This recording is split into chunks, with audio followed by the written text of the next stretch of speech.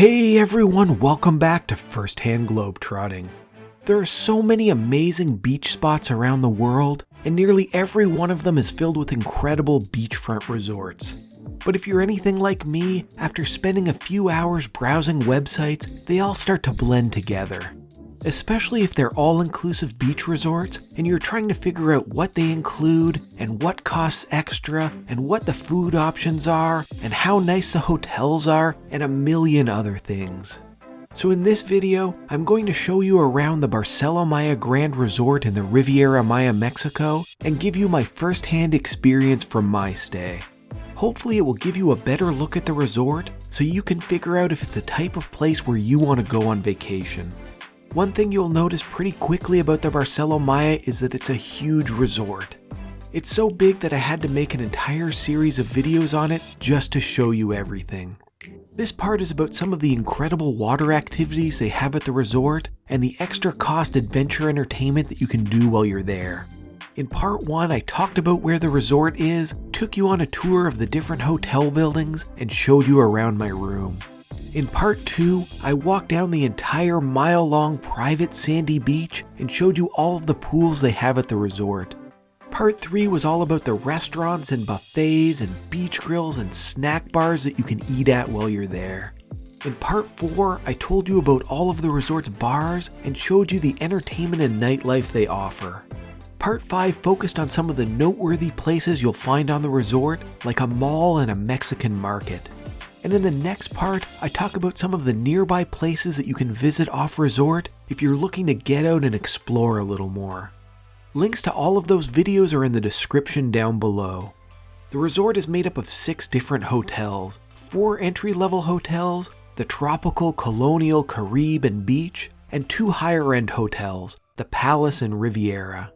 The entry-level hotels take up most of the resort, so the majority of us end up staying there, and if you stay at one of them, you can use everything at all 4 of them.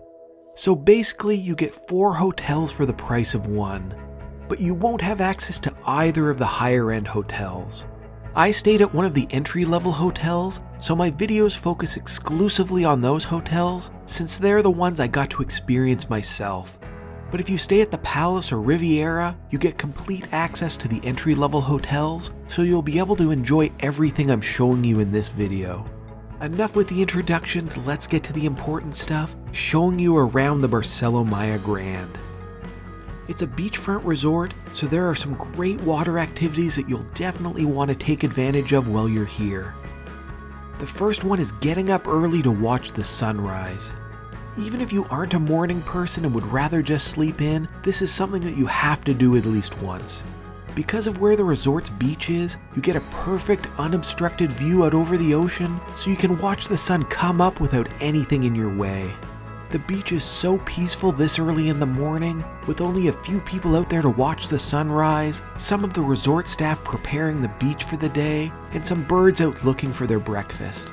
As you look out over the water, the first thing you'll see is just a little bit of orange color starting to appear on the horizon. And then little by little, the sun slowly starts to emerge from the water. It only takes about 2 or 3 minutes from the first glimpse of color until the sun is fully visible, but it's a really great thing to watch. It's almost as if the sun is rising out of the middle of the ocean, ready to light up the Riviera Maya and give us some nice warm sunshine to lounge in. If you're looking for a relaxing place to have your morning coffee or enjoy some peace and quiet on the beach, I highly recommend coming out here to watch the sunrise before heading back in to grab some breakfast and get ready for the rest of your day. You're at a beach resort, so it probably goes without saying, but one of the best things you can do here is hop into the water and have some fun.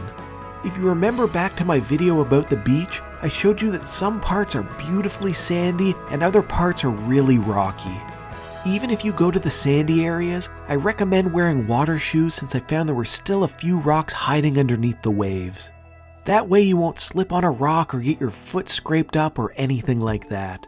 One of the things I really liked about the water here is that there always seemed to be waves rolling in towards the beach, which made it a lot of fun to splash and play in the ocean. It was a really fun way to cool off after sitting out in the sun all day. Pretty much everyone let their inner child come out and were jumping over the waves and riding on boogie boards and getting pushed around on blow-up rafts and letting the salt water wash over them. And then when you're done, your beach chair and drink are only a few feet away. As you're playing in the water, one of the things you may notice is all of the fish you're able to see swimming around beneath the surface. Because there are some rocky areas along the beach for the fish to hang out, it means that the resort has some really great snorkeling options for you. I definitely recommend getting a mask and snorkel so that you can see what all of the fish are up to down there. If you don't have your own, there's a place at the resort where you can borrow a set for an hour each day. I'll show you where that is later in the video. If you remember my other video where I showed you the entire beach, the Palace Tropical Colonial side is a mixture of rocky and sandy parts, and the Carib Beach Riviera side is mostly sandy. I found that made the snorkeling much better on the Palace Tropical Colonial side of the resort, since without rocks, it ended up being too barren and empty for fish to live. The rockier parts made their own little reef ecosystem with small holes for the fish to hide inside, lots of different things growing on the seabed and rocks, and all sorts of fish swimming around.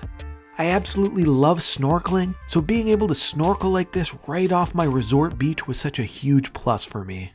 And I didn't even need to swim out very far. I was only a few dozen meters from the shore and the water wasn't very deep. But fish aren't the only things you can see when you snorkel. Remember this jaguar statue I pointed out along the beach?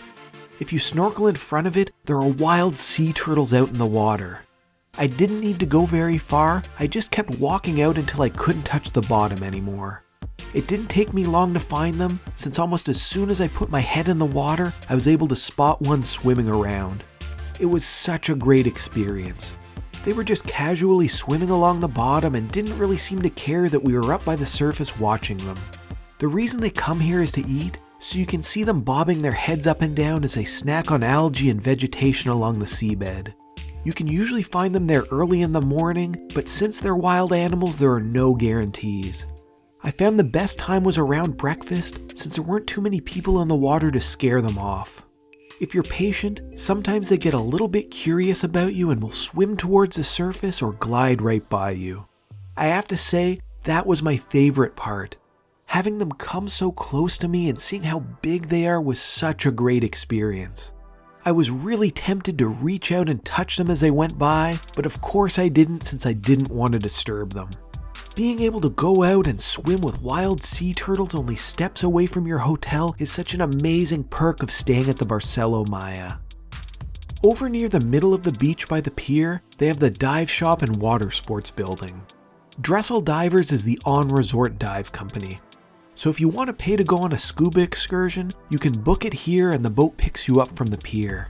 Even if you've never scuba dived before, you can try it out at the resort to see if you like it. They give free daily scuba lessons in the pools, so you can see what it's like being underwater and breathing through the tanks. You can also borrow snorkel gear for free from the dive shop in case you want to go see the sea turtles or fish on your own. Or if you'd rather buy your own snorkel, they have a little surf shop with a pretty good selection of beach gear for sale. Attached to the dive center is the water sports desk with a bunch of free things you can use like kayaks, catamarans, stand-up paddle boards, aqua trikes, windsurfing boards, and other watercraft. Even though they're free, you need to make sure to get there and sign up early for them since they're shared by the entire resort and tend to be pretty popular. If you'd prefer something motorized, they have jet skis that you can pay to rent. The catamarans have nice big sails on them, so they're a great option if you want to get out onto the ocean and see what the Barcelo Maya looks like as you glide along the beautiful Caribbean water. If you don't know how to sail, that's okay. Try going to the water sports counter as soon as it opens and ask very nicely if one of the people working there would be willing to take you out on the water for a short tour. I highly recommend it since you get an amazing view of the entire beach and it'll be one of your only opportunities to see the entire thing from one end to the other at the same time. And even if looking at the resort doesn't interest you, it's worth it just to see the incredible blue water underneath you as you glide across the surface. Depending on what's underneath the surface and what angle you're at, the water switches from blue to turquoise to emerald green as you sail around. I never pass up a chance to get out on the water, so this was so much fun for me. the beautiful colors of the water and the waves splashing water into the boat and the warm Mexican sunshine and the cool breeze blowing over the ocean made this an absolutely incredible way to spend a half hour in the afternoon. I'm so glad I got a chance to use some of the watercraft while I was here, since I always see how much fun people are having on things like those whenever I'm at the beach, but I almost never take the time to go out on one myself. And the fact that I had a local expert taking me around on a tour was even better.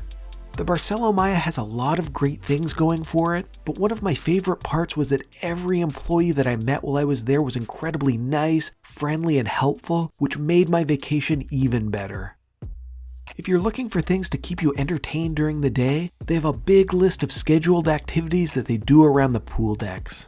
Things like dance classes, organized sports, games, and Spanish lessons. So if you're out by the pool deck and you hear some music start to play and a big group of people start dancing, you can go over and join in the fun. Or if you see someone holding a microphone with a crowd forming around them, they may be running some sort of game by the pools. So don't be afraid to join in. And it's not just for the adults.